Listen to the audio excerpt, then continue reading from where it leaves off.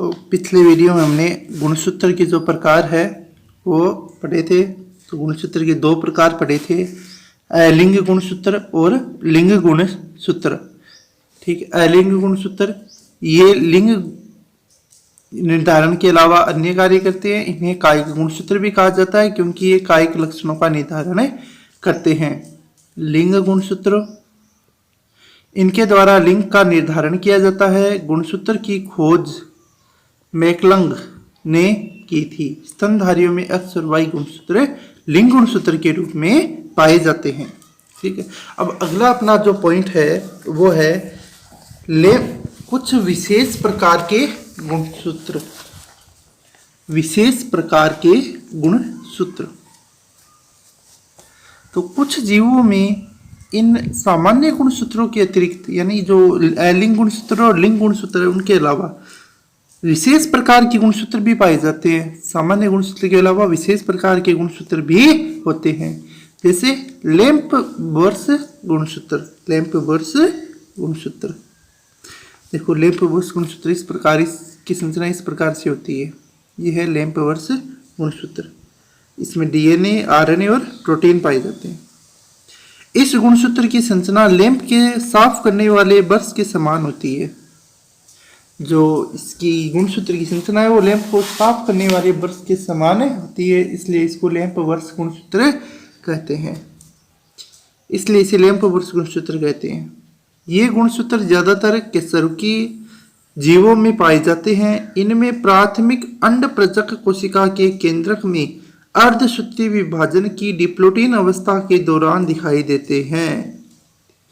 ये आकार में बहुत बड़े होते हैं। इनमें गुणसूत्र में मुख्य अक्ष के दोनों ओर लूप पाए जाते हैं। मुख्य अक्ष के इसमें दोनों ओर लूप पाए जाते हैं और इसके बाहर मैट्रिक्स वाला भाग आरएनए व प्रोटीन का बना होता है। ये गुणसूत्र पित्तक का निर्माण, आरएनए व प्रोटीन संश्लेषण का कार्य करते हैं। तो ये गुणसूत्र के कार्य है। अगला जो गुणसूत्र है विशेष प्रकार का वो है पोलेटिन गुणसूत्र। ये पोलेटिन गुणसूत्र की संरचना है। ठीक है, इसकी खोज बाल्बिनी ने की थी। बाल्बिनी वैज्ञानिक है, इन्होंने पोलेटिन गुणसूत्र की खोज की थी। इसे पोलेटिन नाम कोलर ने दिया था और पोलेटिन गुणसूत्र नाम वो दिया था कोलर ने। ये गुणसूत्र डिप्टेरा संघ के जीव जैसे मच्छर है, ड्रोसोफिला है व काइरोनोमस की लार ग्रंथियों में पाए जाते हैं। इनमें डीएनए बड़ा होता है, इसलिए ये गुणसूत्र सामान्य गुणसूत्रों की तुलना में आकार में बड़े होते हैं। इन गुणसूत्रों के क्रोमेनिमेटा में अंत में पुनः द्विगुणन की क्रिया होती है, जिसे पोलिटिनी कहते हैं। तो पोलिटिनी नाम क्यों दिया गया इसका? क्योंकि इस गुणसूत्र के जो क्रोमेनिमेटा है के अंत में पुनः द्विगुणन की क्रिया हो जाती है और पुनः द्विगुणन की क्रिया होने के कारण इसे पोलिटिनी नाम दिया गया है, इसलिए इसका नाम पोलिटिनी रखा गया है। इसकी संरचना में हल्के व गहरे रंग की पट्टियां पाई जाती है। इनकी कोशिकाओं में समसूत्री विभाजन नहीं होता है। तो ये दूसरे प्रकार का गुणसूत्र है पोलिटिनी गुणसूत्र, वो कंप्लीट हो गया। फिर तीसरा जो अपना पॉइंट है वो है सहायक गुणसूत्र। तीसरे प्रकार के विशेष गुणसूत्र है, उनका नाम क्या है? सहायक गुणसूत्र या बी गुणसूत्र। ये सामान्य गुणसूत्रों के अतिरिक्त पाए जाते हैं। सामान्य गुणसूत्र उनके अलावा शरीर के अंदर होते हैं। उनकी तुलना में छोटे होते हैं और सामान्य गुणसूत्र की तुलना में आकार में छोटे होते हैं। इनमें ज्यादातर हेटेरोक्रोमेटिन वाला भाग होता है, इसलिए आनुवंशिकता में इनका कोई महत्व नहीं होता है। आनुवंशिकता में इनका कोई भी महत्व नहीं होता है। सामान्य गुणसूत्रों के टूटने पर इनका निर्माण होता है। सामान्य गुणसूत्रों के टूटने पर इनका निर्माण होता है। इनमें सेंट्रोमियर व उसके आसपास का भाग पाया जाता है। तो इनके अंदर सेंट्रोमियर होता है एक, और सेंट्रोमियर के आसपास का भाग है वो इनके अंदर पाया जाता है। तो ये पहले प्रकार के गुण, जो 3 प्रकार के विशेष प्रकार के गुणसूत्र हैं वो हो गए लैंप बुश गुणसूत्र, पॉलिटिनी गुणसूत्र और बी गुणसूत्र। ये तीनों ही विशेष प्रकार के गुणसूत्र के अंतर्गत आते हैं। ठीक है, इसके बाद अपना जो ये चैप्टर है वो यहाँ पर कंप्लीट हो गया है। तो इस चैप्टर के अंदर हमने कोशिका के बारे में पढ़ा, जो कोशिका है उसके अलग अलग जो कोशिकांग होते हैं उनके बारे में पढ़ा, कोशिका भित्ति, कोशिका झिल्ली। ठीक है, इस चैप्टर अपना यहाँ पर क्या हो गया, कंप्लीट। अब इस चैप्टर के अंदर एक परिभाषा और है, वो लिखनी है हमें। ठीक है, वो परिभाषा है साइटोपंजर या साइटोस्केलेटन। ठीक है, परिभाषा है, एक अलग से लिखनी है। ठीक है, किसकी परिभाषा लिखनी है, साइटोपंजर, साइटोपंजर,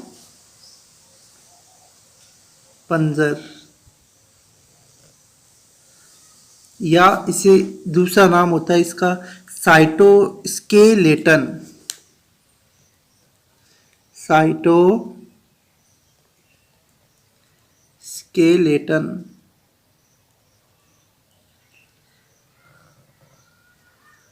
ये परिभाषा लिखनी है। ठीक है, साइटोपंजर या साइटोस्केलेटन क्या होता है, देखो, प्रोटीन विस्तृत जालिकावत तंतु जो कोशिका द्रव्य में मिलता है उसे साइटोपंजर कहते हैं।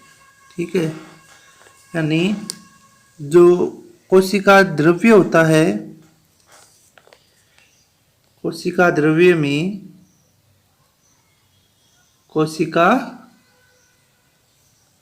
द्रव्य में, कोशिका द्रव्य में प्रोटीन युक्त कुछ विशेष जालिका युक्त तंतु पाए जाते हैं। कोशिका द्रव्य में प्रोटीन युक्त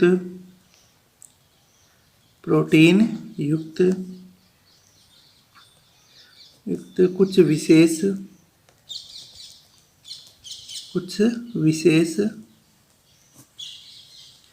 प्रोटीन कुछ विशेष जालिकावत तंतु पाए जाते हैं। जालिकावत, कोशिका द्रव्य में प्रोटीन युक्त कुछ विशेष जालिकावत तंतु पाए जाते हैं,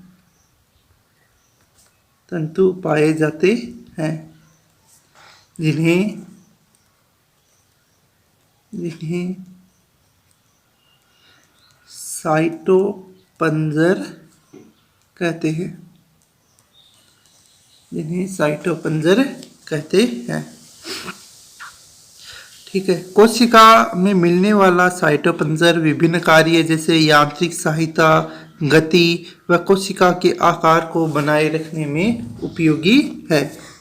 ठीक है, तो क्या लिखना है, कोशिका में मिलने वाला साइटोपंजर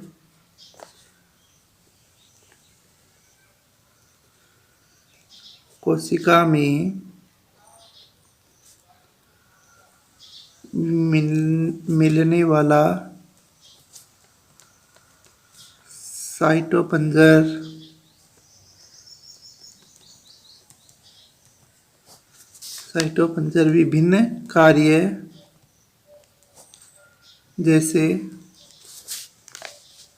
विभिन्न कार्य जैसे यांत्रिक सहायता,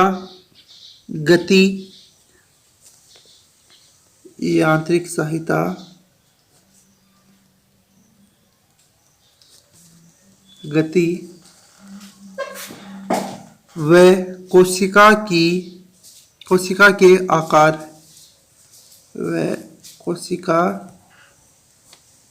के आकार को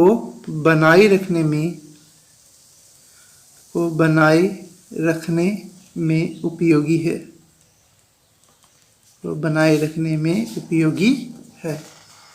तो ये साइटोपंजर जो कि एक कोशिका के द्रव्य है, कोशिका द्रव्य में तंतुओं के रूप में पाया जाता है।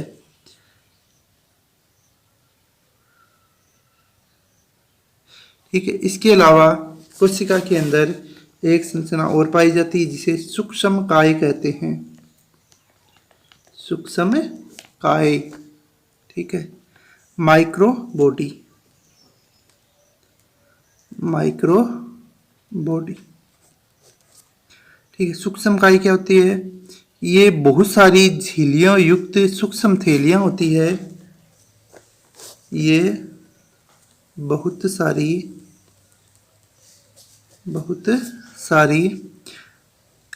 झिल्लियों युक्त, बहुत सारी झिल्लियों युक्त सूक्ष्म थैलियां होती है। झिल्लियों युक्त सूक्ष्म थैलियां होती है। ये बहुत सारी झिल्लियों युक्त सूक्ष्म थैलियां होती है, ठीक है, जिसमें विभिन्न प्रकार के एंजाइम पाए जाते हैं। जिसमें विभिन्न प्रकार के एंजाइम पाए जाते हैं। विभिन्न प्रकार के एंजाइम पाए जाते हैं। ये पौधों व जंतु कोशिकाओं में पाई जाती है। ये पौधों व जंतु कोशिका में पाई जाती है।